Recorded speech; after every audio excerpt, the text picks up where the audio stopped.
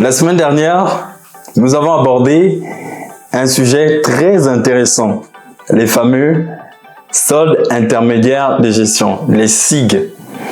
Alors, ce qui est super, c'est que cette semaine, nous continuons dans cette dynamique et nous allons aller dans un niveau de détail un peu plus approfondi. Nous allons pouvoir aller chercher chacun de ces soldes intermédiaires de gestion et nous allons les expliquer, nous allons présenter les formules, nous allons entrer dans un niveau d'explication, de définition des formules et puis nous allons voir un peu comment on peut les utiliser dans notre suivi de la performance de l'entreprise. Allez, c'est parti.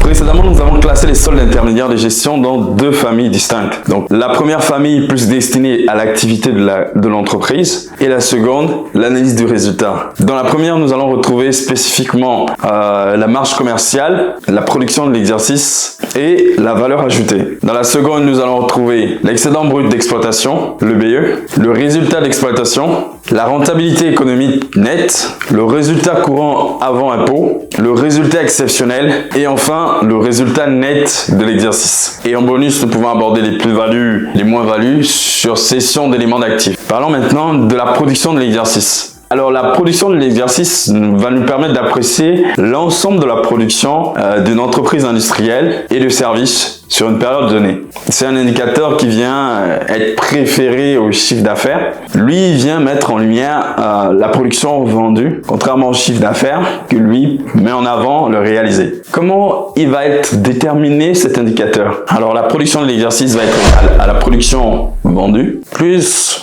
ou moins la production stockée, plus la production immobilisée. Ce qu'on peut noter, c'est que les composantes de la production de l'exercice sont hétérogènes. Parce qu'en effet, la production vendue est évaluée au prix de vente, alors que la production stockée et la production immobilisée est évaluée au coût de production.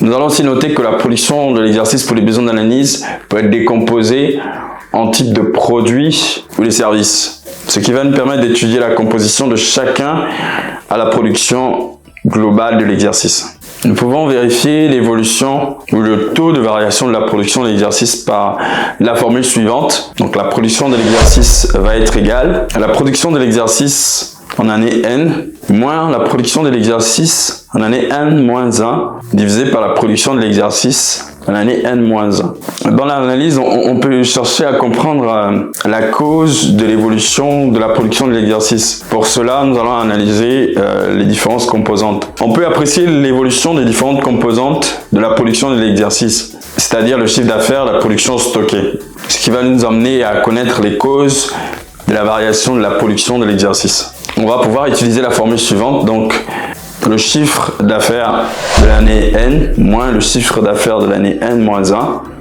sur le chiffre d'affaires de l'année N-1. Cette interprétation va nous permettre de juger de la politique commerciale de l'entreprise.